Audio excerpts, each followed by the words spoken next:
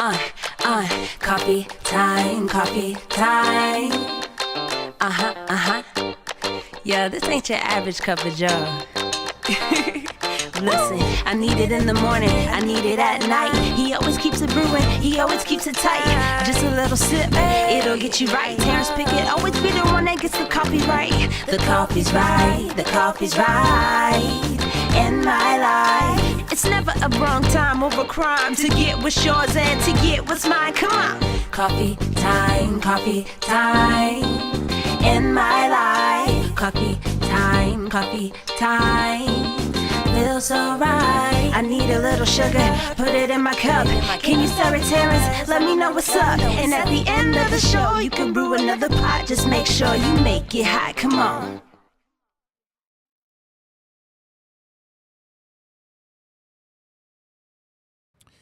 And good morning, everybody. To everybody, a good morning. What's up, my good people? How y'all feeling this morning? Y'all feeling all right? In the words of my grandmother, just another day that the Lord has kept me, and I'm glad about it. You ought to be happy to be alive this morning. I've not had my first cup yet. I'm getting ready to partake of it now, so I'm a little slept in late today. I did. That is something I don't generally do, but I slept in till about 6:30, 7 o'clock. Somewhere up in there. That's late for me. Part of my day is over by that time. Anyway, good morning. Good morning, Pamela Davis Stewart. So good to see you, Pamela. This morning we're going to be talking about empowered by grace. Empowered by grace. But before we do that, I need you to do this. Can you invite somebody and share this on your page? Let the people know that we're on this morning, and we're about to go in. Star Brown, good to see you, Star. Hopefully you're still honeymooning. So happy for you, proud of you, all that great stuff. Empowered by grace, that's what we're going to be talking about, but I need your help. Invite somebody, share. Invite somebody, share. Invite somebody, share. So, Andrea Mitchell, good morning to you. Good morning. Good morning. Let me start off by saying how much Terrence appreciates you. This is not, I say this every day at the end or at the close, but what we do here is not possible if you don't show up. And for the last 10 plus years, you all have been rocking with me. You've been showing up in more ways than one. Not just your presence, but your financial support, not just your financial support, but your presence. You've attended the events that I've had, and for that, I'm forever grateful. If I am successful, it is because of you. You have empowered this success, you, the grace of God, and I appreciate you. I do. I appreciate you. I have people ask me all the time, man, you've been doing it a long time. Yeah, because they keep showing up. And as long as you're here, unless the Lord says otherwise, I'm going to be here as well. And I am grateful for you. So let me pause, give you a great big round of applause, and tell you thank you. Yeah, you deserve it. You deserve it. You deserve that plus, and I'm grateful for you. This morning, we're talking about empowered by grace. I need you to invite somebody to share. It's about to go down. Empowered by grace. When you all drink your coffee, so for the last 3-4 days, I've been using my French press. If you don't have a French press, you don't know what you're missing. The French press basically pulls all of the flavor of the coffee out of the beans. I let mine soak about 15 minutes. But it is really, really to take your coffee to the next level. So anyway, empowered by grace.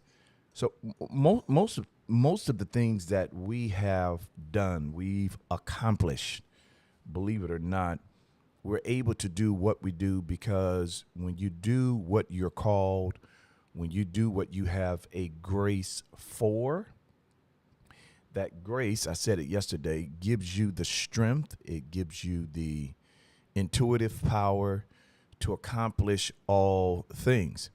Now, there are things that you're called to do and you don't know how to do it. There are things that you would put your hands to do, you don't know how to do it. There are times you're going to be left in positions where it's going to require a certain level of knowledge that you just don't have. And that's where that grace that I'm talking about, that's where it kicks in.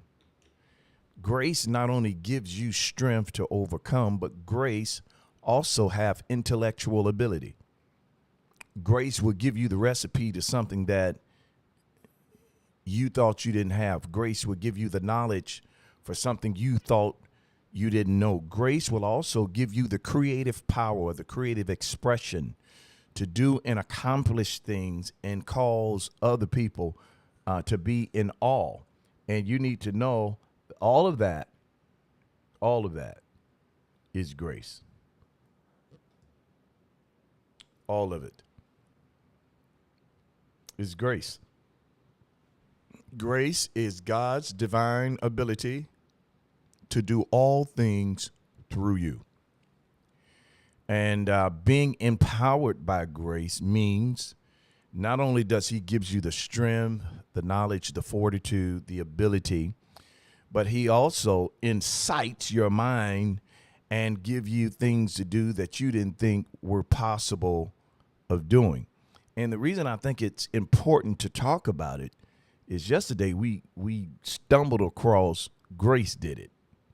Remember we stumbled across Grace Did It? I told you I was going to do a T-shirt. I can't wait to show you the design of the T-shirt that it did. It's really nice. And I said I'm going to hold off on when you believe in you agree with God. I'm going to hold off on that one. And we're going to get the first T-shirts we're going to get out is Grace Did It. We kicked across that yesterday, just kind of stumbled up on it. But you need to know that everything that you do, everything that you are required to do, everything that you've done that you didn't know how to do, it was empowered. It was empowered by grace.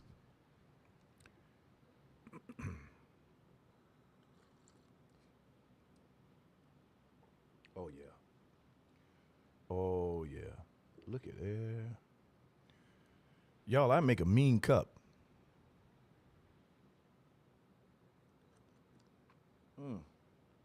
Lord have mercy. Jesus, get your disciples.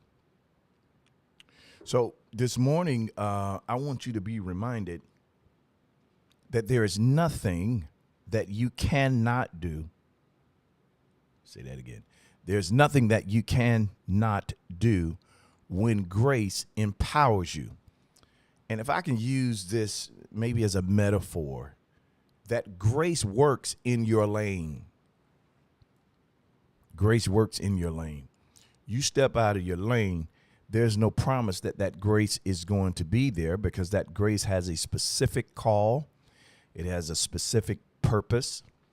And when you ignite the call or you ignite the purpose, grace becomes the fire that fuels it. And you need to understand that grace doesn't necessarily work everywhere. Now, to those of you that are multi-gifted, you have a lot of things in your heart that you want to do, and you're stumbling because you don't know which one to do first. I'm gonna say that again. There are a lot of things in your heart, and you're stumbling because you don't know which one to do first.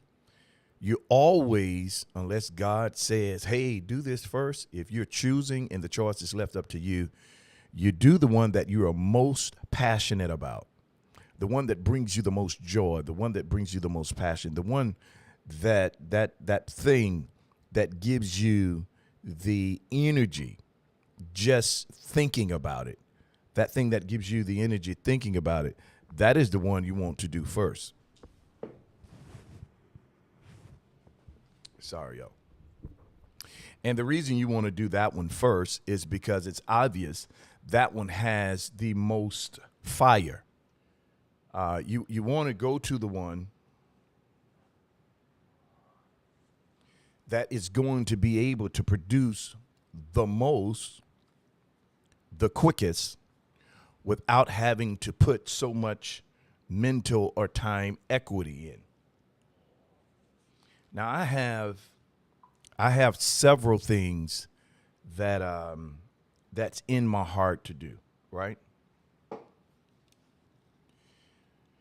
But you give me a microphone and music, that's probably the microphone and music, the microphone and the word, whether it's inspirational, revelational, those two for me, I can't separate them. I don't see them as two different gifts. I see them as the same one because they both empower or fuel each other.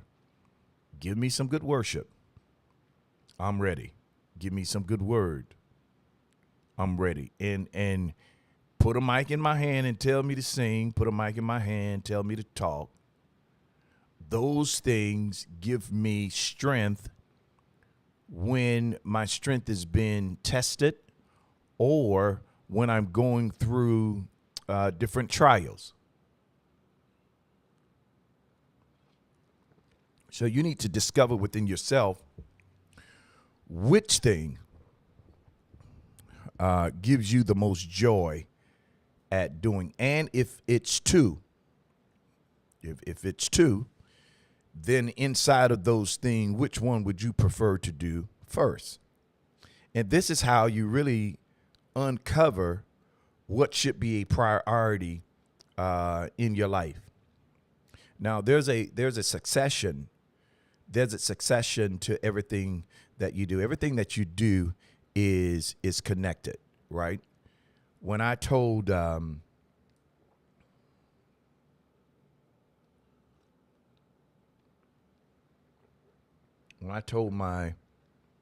inner circle, my friends, my brothers, hey, it's time to launch this church, they had been trying to get me to do it years ago. I just didn't think I was ready.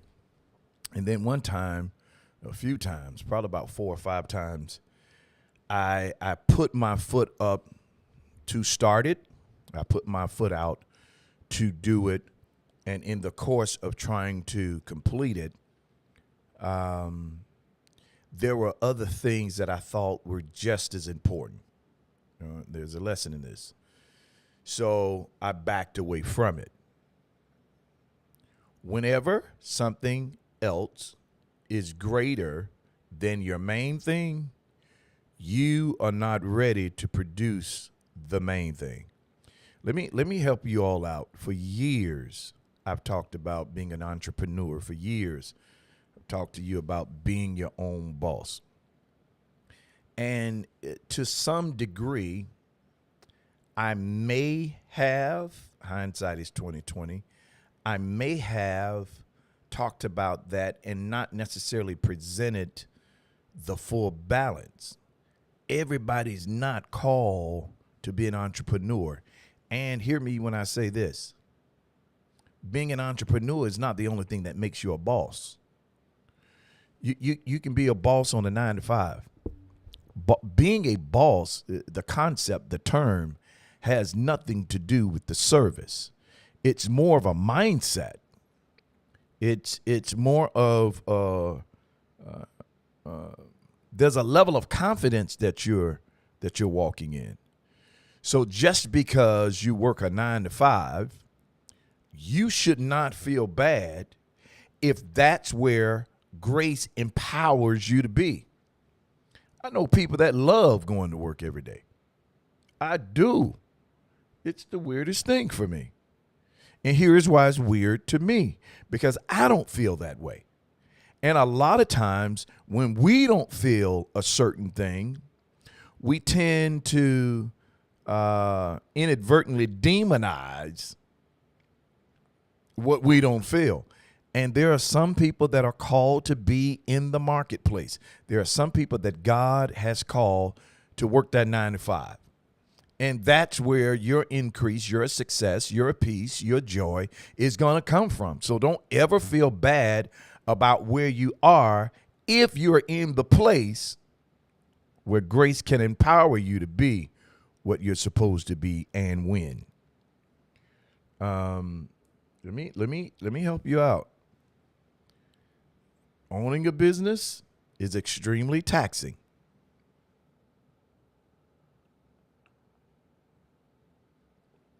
So I own a consulting business consulting. We deal with finances too. A marketing firm. We do geofencing, marketing. We do social media. We do all that.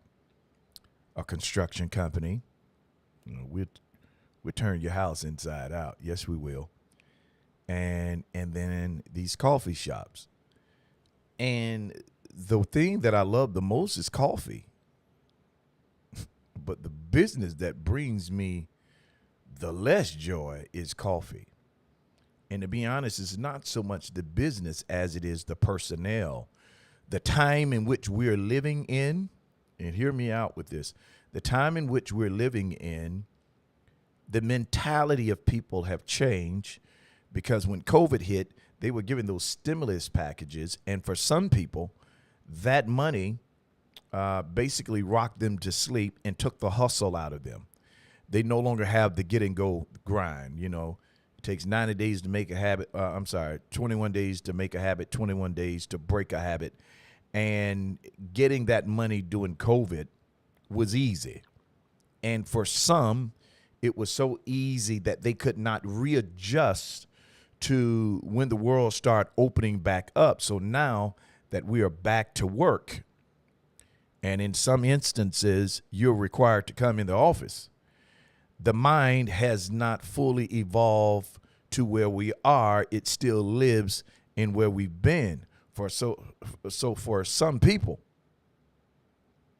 why I got to go to work, hustle, get dressed, in some cases find transportation, when I make more money with unemployment or with the stimulus package or with money that comes in from different organizations. So this is why we don't work for money. We work to the call of his purpose. We don't chase money.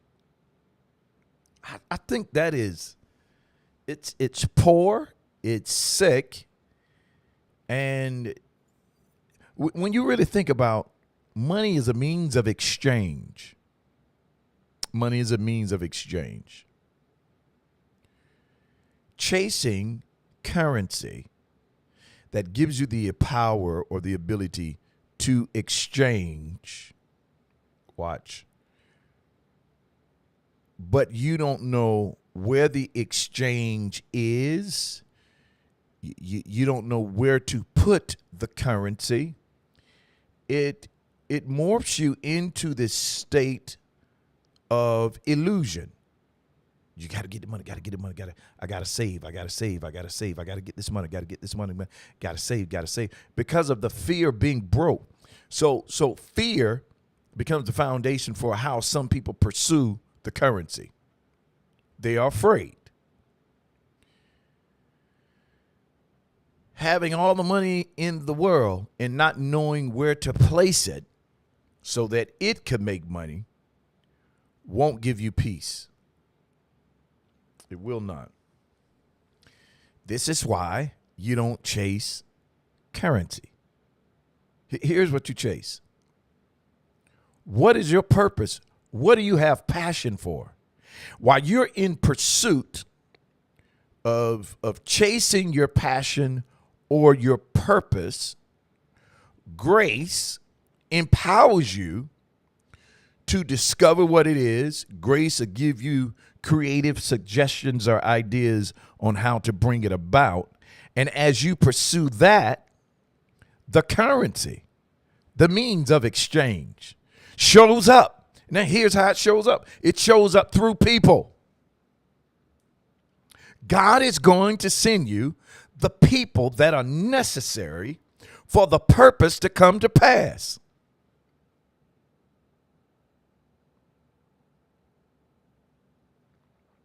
I think I need to say that again. God is going to send you the people. God is going to send you the customers. God is going to send you the clients. God is going to send the people that are necessary to make the purpose come to pass. But you cannot be empowered by grace if there is no movement in pursuit of the purpose. Let me tell you something. Let me tell you something I've did. And the things that I talk about are things that I'm experiencing now. They're things that I've walked through. I'm going to tell you what I did. So when it came to launching Encounter Church, which is one of the greatest churches on the planet, you really should visit. I'm telling you, your life would be changed. Oh, what freedom to worship and praise. What freedom for God to be able to do whatever it is he desires with the people. But one of the things that I did, so when I got ready to launch this thing, I did a lot of research over the years. I did a lot of research, and I got connected with a couple of organizations that are designed to help churches. However, as great as the organizations are, I personally did not agree with some of their methods. And when I got ready to launch last year, I did it the way statistics say you're supposed to do it in this modern time. I did. We had interest group meetings. We did. And I got tired of seeing the same 5, 6, 7 people. I think the biggest interest group meeting that we had maybe was the first one or the second one, and there were about 15 people there, right? And the only thing it is, it's time for you to unveil the vision. What are you for? Why are you doing this? And what is the goal for it? And after about the 5th or 6th one, people stopped coming. I had one interest group meeting, 2 people came to. And when I noticed, now they're not coming, and I'm doing my part. I'm doing the advertising. I'm talking to people. I'm telling people what we're doing. I'm telling people where we're going. When the people stopped coming, it was time to reassess what we were doing. I was still in my lane, but I had to reassess my methods.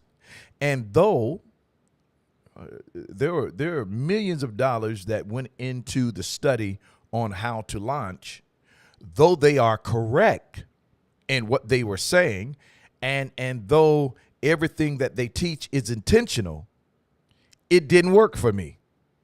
I did what they told. It didn't work for me. So we transitioned from doing interest group meetings to Bible studies, because surely people want to understand the word. And we were doing the Bible studies, and I'm unveiling how you need to study the Bible, some of the rules of the Bible. There are laws. There are guidelines. There are things that you're supposed to do in regards to the Bible. You don't just pick up the Bible and put your own mind there on what you think it should be and what you think it mean. Well, I feel it mean. Where I feel, where I am right now, that it says, when people say that, something in me just drops, because the scriptures is no place for you to put your thoughts, I think. No, the scripture is saying something specifically, and it's our job to pull out the truth. So we started this Bible study, and it was going great the first 3 weeks. 4th week, 2 people came. And I'm like, here we are again. I'm doing what I think is right.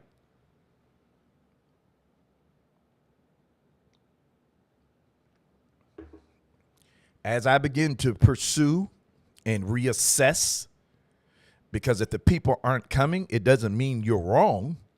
It just means you need to reassess what you're doing. how you're doing it. And I would go back to the drawing table. I had to go back to the table, sat down, prayerfully, God, how can I do this? What? And it hit me. You need to launch and stop this interest group stuff. Stop the Bible study. Go and launch and do Sunday service. The people are ready. That's what the Holy Spirit told me. Now, I am in my lane. I've been empowered by grace to do and pursue the thing that I'm called to do, but the people were not coming. Just because you have the idea, just because you're in pursuit of the idea, doesn't mean it's going to work. This is the time that you have to reassess what you're doing and why. I stayed in my lane. I didn't change and all of a sudden become a basketball player. Yeah, this church thing, I'm going to become a basketball player. That's not how it happened. It's not how it works. I stayed in my lane. I knew that this is what I'm called to do, but something's not clicking. Something's hindering the rhythm that we're supposed to be receiving. This thing ain't growing. So after 8 months, 6 months, 6 or 8, somewhere up in there. All right, we're going to launch as a church. And the first service, we had a pretty good crowd. Second service, it was pretty good. Third, it was okay. And every week, I'm on pins and needles because there has to be fruit from what you're doing. Fruit don't lie. If there aren't results from what you are doing, you have to reassess how you are doing it. We're 6-7 weeks in the last 2 weeks, it's been full. It has. To the point I'm like, where are these people coming from? Here's my point. I didn't stop what I was doing. I had to stop the way that I was doing it. You're going to have ideas. And as you pursue them, they may not necessarily work with your first thought. They may not work with your second thought. That doesn't mean you stop doing it. No. You reassess how you're doing it and decide to do it another way. Location is everything. Location is everything. One of the things that people start telling me is that, hey, coming down the street, there's no signs. We don't know where your church is. We don't know what door to come in. Well, I listened to what the people said, and we got signs. So it made it easier for them to find where we were. Sometimes when you launch the idea, people are looking for what you have, but they can't locate it because there's no advertisement.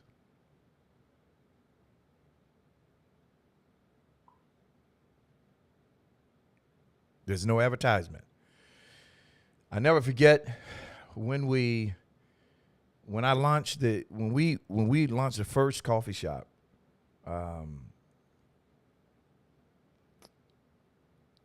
People were coming in, I kid you not. It's a coffee shop. And they were asking for hamburgers. And one of the guys said to me, he said, we need to do hamburgers. I'm like, no, we're not. We're a coffee shop.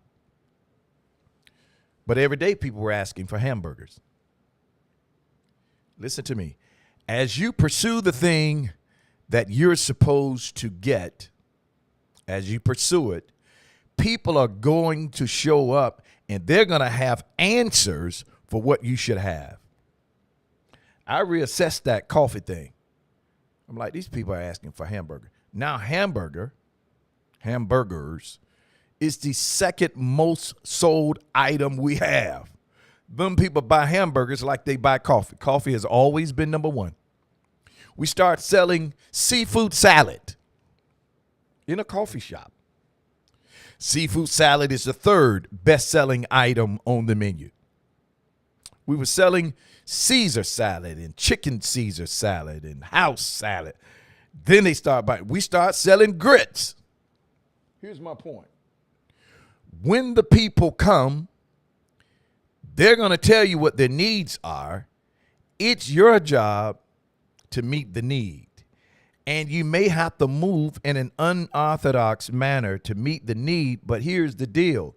As you meet the needs of people, people tell people, and you will grow because of people's experience with you. Make sure you are open to receive correction. Because when they come, everybody got the answer. Everybody has the answer. It's almost annoying that everybody has the answer. The average person listen to this. These are facts. Oh, hold on. Y'all do me a favor. D. Henry is on. Y'all give it up for D. Henry. Everybody say, hey, D.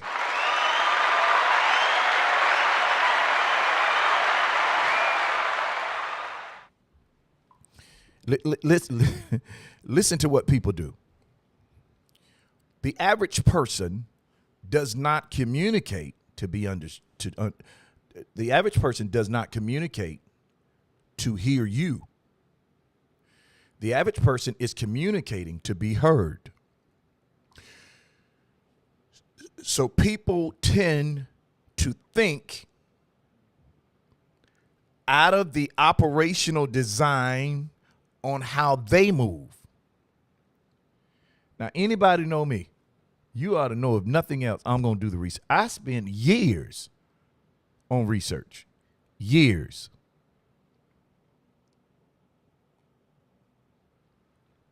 I remember I had a problem with how tithing was being taught. And I expressed my issue with how it was being taught with a few of my seniors who had been in the faith longer than me. They had been preaching way longer than me. And I just felt like they had the wisdom for it. And I would go lay my idea at their feet and tell me how they felt. Because if you're going to be good at what you do, you will never stop the research. And listen to me. For 23 years, I studied nothing but tithing. I studied other stuff, but the main topic that I studied was tithing. Uncovering the Greek, the Hebrew, uncovering the meaning, uncovering exactly what it is, what it was for, where did it come from. And when I discovered that it was being taught wrong, I ran it by my pastor first at the time. And that gentleman told me at the time, he said, you're right. He said, but the people aren't ready for this level of truth. And I looked at him and I said, well, they ain't ready for this level of truth. They definitely ain't ready for the level of lie they receiving every week. And I got sat down for a while. He rebuked me real good. But my point was, why can't we? I've done the research. So the first thing that I began to speak out against with tithing was, how come the only curse from the Old Testament that makes it to the New is the one where you're not giving a dime out of a dollar? It didn't make sense to me. Especially when the word says, cursed is any man that hangeth on a tree. How you going to curse me if I don't tithe?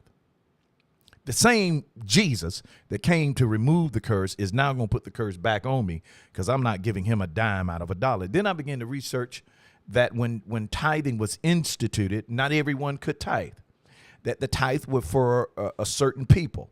Then I started to do the research and understood that the tithe actually was not a God idea of 10%. It came from the tax of their land. The tax in the land was 10%. So God met the people where they were with what they understood. And that's where it started coming from. But it wasn't for everybody. And uncovering, doing the research. And then I went on radio and I said it. And a lot of pastors in the city, they were trying to get me off that air, trying to get me shut down. Instead of having a discussion with me, they came out against me on social media. They were preaching against me in their church, and none of them had the guts to call me. Let's sit down and talk about it. There's some research that I've done that says the way that we're preaching is wrong. So here's the point that I'm trying to make. Before I said anything, I did my research. Then I submitted it because this study went on for so long. I changed churches. And at the time that I started talking about it on radio, Michael T. Smith was my pastor. And I went to him and I told him what I found. Pastor, here is what I found. Pastor, here's what I believe. Pastor, based on the burden of proof, we are teaching it wrong. And it's being taught out of fear. And people are afraid, so they're doing it. And then they're being told if they don't do it, their car is going to blow up, the engine and the refrigerator breaks down, and all these things are going to happen to them because they're not giving a dime out of a dollar. And I said, Pat, I don't believe that. And this is what my pastor told me. You're on to something. You're right, T. He says, in fact, this is what he said to me. He said, in fact, you're not blessed because you tithe,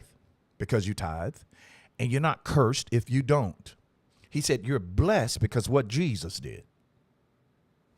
He says, and there is no curse if you don't. And he began to explain some other things to me. Now watch.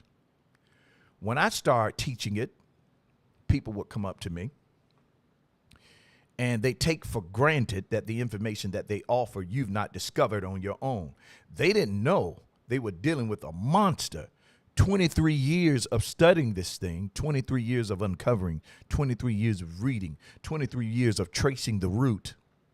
So by the time I start talking about it, I got 23 years of experience talking to Jewish rabbis, talking to different types of Jewish people, understanding the culture, understanding where it came from, where it originated, understanding different opinions about it. So here's what people do. When they come to you, they feel like they're the end all, know all. What you need to do or you should do, they're discrediting, watch, your research or your labor or your skill because they're measuring what they see by themselves. And they know they haven't done it. So they think they're going to come up with an idea that you don't have. Let me give y'all something real quick. Stop underestimating people. You don't know how much time, how much labor that they've put into what they do. You don't know what they know. So if you're going to introduce something, ask questions first. If you don't ask questions, you don't know where to position what you have to offer. And there are so many people throwing their gift in places, and the reason it's not being received is you didn't ask them, did they have a need? You assessed everything in your mind. You didn't ask any questions, and then you tried to offer a solution. That's not good.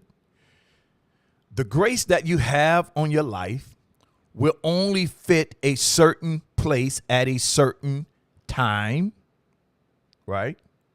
And at the time that this grace has empowered you to do what you do, he's going to send you people that will align themselves with you. And generally speaking, those people, to some extent, is going to match the level of intellect that you have. Here's why. When people start coming to you, they are not coming, all of them are not coming with problems. Some of them are coming with answers. But if you group people the same, if you stereotype people, if you put everybody in the same basket, you're going to miss some of the answers you need because you're not accepting, because you think you're the answer to everybody. No, there are people that are going to come to you that have a piece of your vision. When you're doing what they have a piece of that vision. The same vision that God gave you, God gave them. And as you begin to talk to them, you're like, I was thinking about. And they're going to tell you stuff that you thought about a long time ago. They're going to tell you it's because they match the vision. They have a key component to the vision that you have, and their job is to complement what you're doing. But if you allow your ego to get in the way, if you allow what you know to get in the way, you're going to miss out on the answers that this grace is empowering you to have.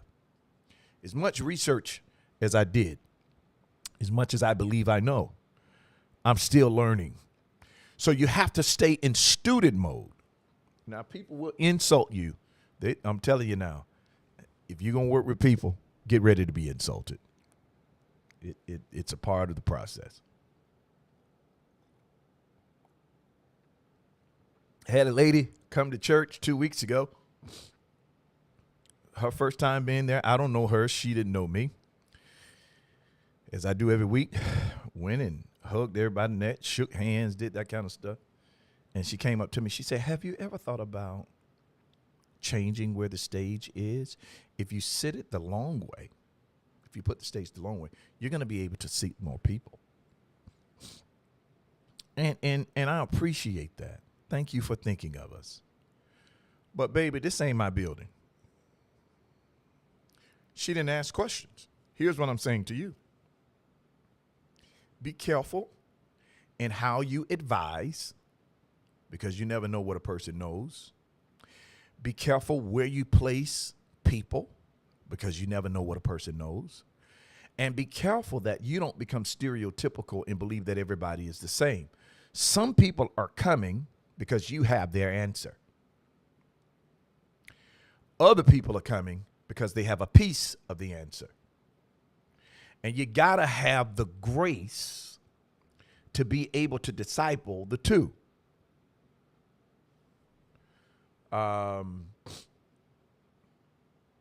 As you launch your idea, as you uncover what you're supposed to do, and as you move in the direction, you're also going to run into a lot of roadblocks. Let me give you one of the roadblocks you're going to run into. One of the roadblocks is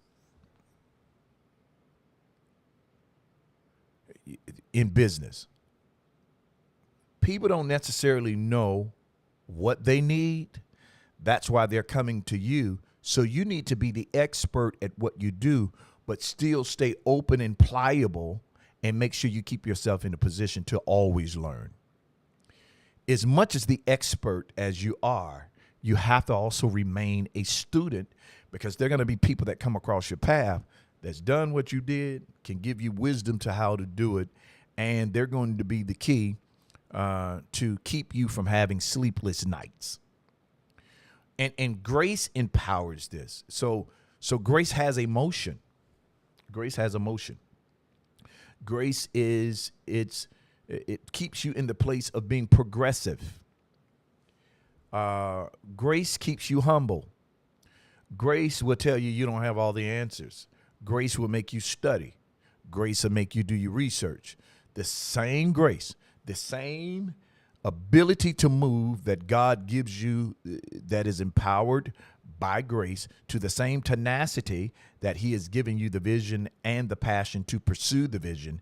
He's going to also give you the tenacity to study, to read, to do research, to have conversations, to get around, to be creative. All that stuff is empowered by grace. My cousin and I went to the park. We're walking in the park, and there was these women. It was two young ladies, beautiful African Americans. They were just beautiful, two beautiful young ladies. And they passed us 2 or 3 times. The second or third time that they passed us, I stopped. Hey, I hate to stop you from jogging. And we broke out a conversation. I wanted to know who they were, where they were from. Asked them, hey, are you a member of a church? And I was in the area of the church, that community. And they, well, you know, we used to go to this church, we used to go to that church, but when the pandemic broke out and COVID and all that, we stopped going and blah, blah, blah. And now we're looking for somewhere. We just haven't found anywhere that we believe is for us. And well, you ought to visit us. They visited us. They brought 2 or 3 of their friends, so it was about 5 or 6 young ladies.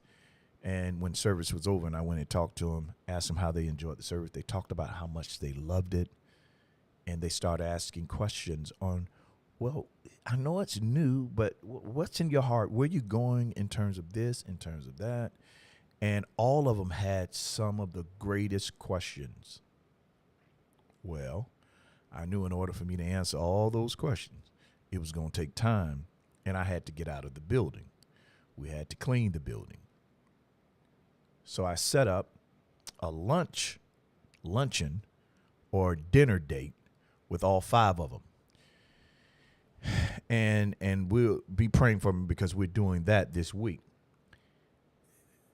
The dinner date, I gave them my number. We have a group chat so that I'm not chatting with any one of them individually, but we're chatting together collectively. And they had questions that I'm putting in the chat, right? I'm answering in the chat.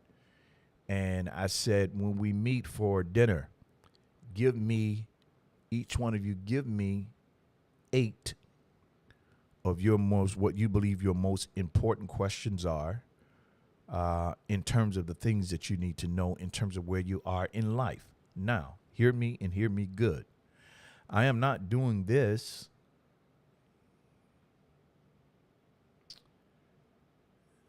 to condition them to be members of Encounter Church. I am doing this to help condition them because they're members of the kingdom. Taking a person that's on our staff with me because we want to be able to help. If you cannot empower people and be the answer for people, your gift is the answer to somebody else's problem. And if you're not the answer, why are you in operation? What are you doing? So there are creative ways and creative things, and there's a sensitivity that you have to have because that grace is going to be talking to you.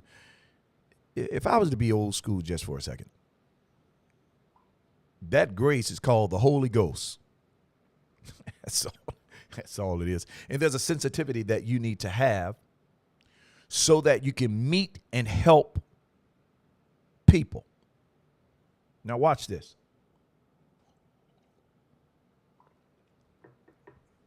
I've had people, Kendra Antoinette Clavon.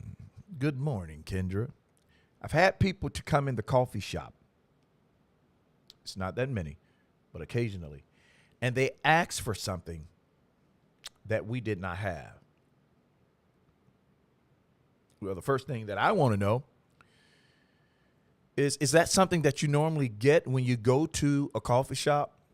Every time, in the few times that it's happened, every time that person was from out of town and they're where they're from offered something that we don't do here in the South. Never forget. So what I try and do is I try to do what they want. There's a certain coffee, and the girl was telling me how to make it. I had never heard of it. And I said, I think I can get close to that. And I gave it to her. This is what she said. This is better than what I have back home. I wrote the drink down, wrote the directions down, and then I told the staff, hey, if somebody come in and they ask for this, I have a notebook that has all of our drinks in it, all of our foods, how we prepare. If you don't know anything about our business, you read this notebook, you're going to learn everything. Shout out to my niece for putting that notebook together. But we put that drink in the book. That one lady brought us probably, I'm going to say between 20 to 40 other customers because she was so impressed on how efficient we were and how creative we were at trying to get her what she was accustomed to having. Now, she's only one customer. But because we value all of our customers, we try to get as close to, and it ended up being great. Thank God. Be careful how you treat the people that are coming to you because they are the key not only to your vision, but they're the key to your vision growing and taking root as well as feet. Your vision is not going to grow without people. If you are have an idea, you think you're getting ready to do something, you don't need people, you might as well undo that idea. Because everything you do, you're going to need somebody. You don't trust people, you don't like people. My suggestion to you is get it in a hole and bury it, go into your house, close the door. You're going to need people. You're going to need people. And there's a level of respect. Even being the authority, there's a level of respect that you have to give people. People are going to be disrespectful to you. People are going to try you. People are going to have people problems. If you're not in a position where you're ready to deal with people and people problems, whatever your dream, idea, business, whatever it is, just go ahead and cancel it. Just go ahead and cancel it. People are the key to the vision coming to pass, and people are the key to the vision growing. And listen to this. People are the key to the heart of God. And I think that is the part we miss. We look at people like they're just people. That's God's daughter you're talking to. That's God's son you're dealing with. And when you put people where they belong in terms of being or belonging to God, it'll make you check your attitude. Somebody came in the coffee shop and they screamed at me. Yeah. And I just kind of looked at them. I'm like, okay, this is what I said. Hey, obviously, are you having a bad day? Is that no? I ain't having no bad day. I just need you to get the thing so I can go. I got to catch my bus. Yes, sir. There's no need for me to argue with that dude. Was he wrong? Yes. Did I feel like putting hands on him? Yes, because you don't talk to me like that. But there is a process of killing or dying to your flesh daily that the opportunity, the idea is going to make sure you go through. And here's why you got to kill yourself. It's not about how people talk to you when you're in people's service. It's not even about, well, I don't let nobody talk to me like that's pride. Because it's really not about that. You're trying to get a sale. You're trying to monetize off your gift. And in order to monetize off of your gift, there's a level of humility that you're going to have to develop. I gave the man whatever it was he wanted. He snatched it and mumbling under his breath. Now he's a everyday. And he brings his family in there. And he still doesn't have 2 to 3 words to say. But by action, I had to have done something right. If you're easily offended by people, listen to me. Even though grace is empowering you to do what you do, if you don't listen to that grace, you're going to run everybody off. Some of you have left churches that you love just because you couldn't deal with how they were talking to you. Some people, when they get in power, they become overly aggressive and abusive because they're not used to having power. I'm convinced probably 80% of ushers in the old school church got beat up in high school. Because, boy, they put on them white gloves and they be telling it, hush, shh. Man, I just want to go to my seat. Not yet. There's this tension. There's this aggression that they have, and it's only because they're not accustomed to having power. Meekness is one of the fruit that has to be developed in our heart. Meekness is power under control. Let me tell you what that looks like. When that dude yelled at me, I had the power to yell back. And to be honest, whatever it was he bought, it went over $20. So you could have kept your money. That's if I took it personal. I didn't take it personal.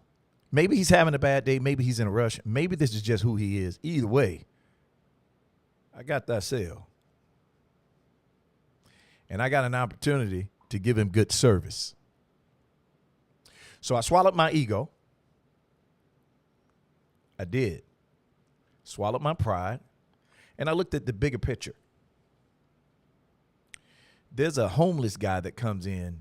He comes in with a notepad and a pen. He gets on my everlasting, everything nerve. He comes in. You need to put your screens that they should be this way, and this thing here you need to put. And I asked him one day, you ever own one of these? No, but I got the knowledge on how to do it. Boy, shut up. This is what I want to tell him. Shut up. You have no knowledge. You have no experience. What you do is you have the power to discover, and you have the power to dream, and you have the power to wish. So you done saw how this is set up, and you done went somewhere else and did a little comparison, and now you think you're an expert. You're going to get that. Now when I see him coming, hey, how you doing? And I keep doing what I'm doing. And he goes to talking. My ear game is great. I'm not going to entertain people who are sent to waste my time, but I'm not going to view everybody the same, because everybody that says this or that don't have the same spirit or heart. So you have to be a discerner of who's who. And it doesn't happen if you don't listen. It doesn't happen if you take things personal. It doesn't happen if you see problems as a problem. They're coming to you because you're the answer. Yeah, I sell coffee, but I've had to be a psychiatrist. Yeah, I sell coffee, but we try to put a smile on their face. You got to maximize where you are if where you're going is going to ever come to pass. And the way you maximize where you are, whatever product you serve, people are not buying your product, they're buying you. The products suck if it takes a long time. People will forgive you for the mistakes you make when they know you care. They're buying you. So you don't need to get out of character. Grace is providing you with the power to do what you do. Grace is going to give you the wisdom on how to do it. Grace is going to connect you with the people that you need to have to get it done. Grace is going to send the customers, the clients, the members. Grace is going to send the leaders. Grace is going to connect you with everything you need for this thing to come together. But you can frustrate the grace if you don't have emotional intelligence. You take everything personal. The grace is there for you to overcome, but you can't tap into that grace because you take everything personal. When people are screaming at you and they don't know you, they're not mad at you. They're mad at something. It's not you. They're just taking it out on you. You're just right before them. I have a guy that come in that coffee shop. Every time he come in, he wants to fight. I don't play with him. Treat him nice, and I watch him. What I'm not going to do is fight you. And what you're not going to do is come behind this counter. And if you do come behind this counter, then it becomes my job to help you see Jesus. I want to see you, to be in your presence, to behold your grace and power. I want to see you.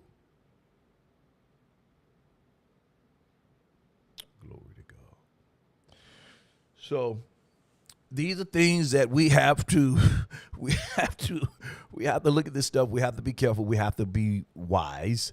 But the main thing I want you to know this morning is whatever you need, wisdom, knowledge, understanding, people, product, equipment, grace is there to help you get it. And it may not come the same way.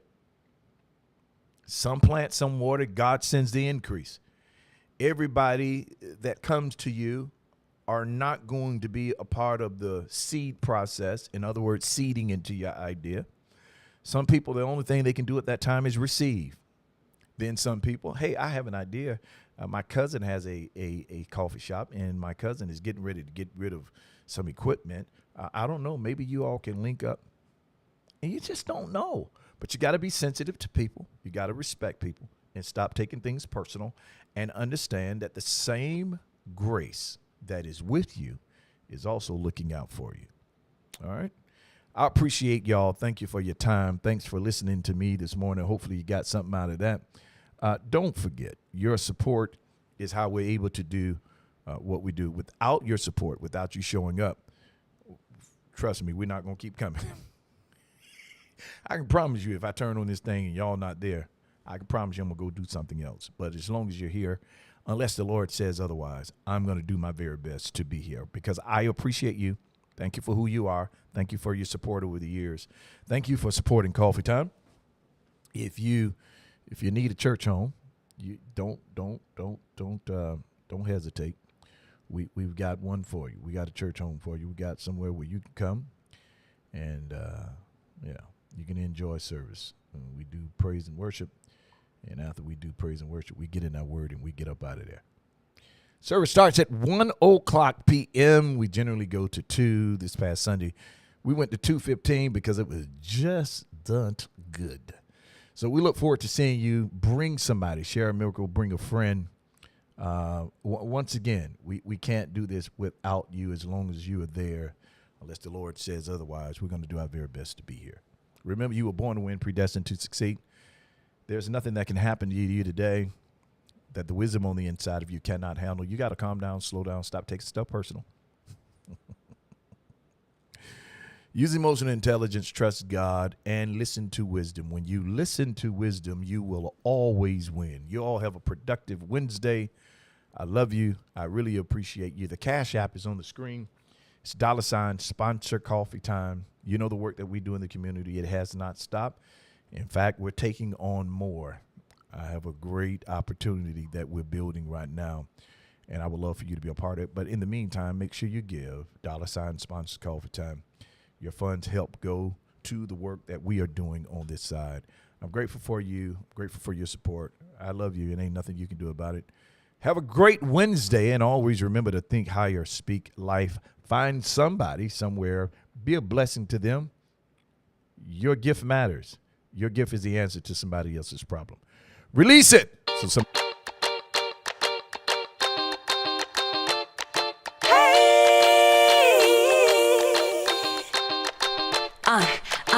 Coffee time, coffee time.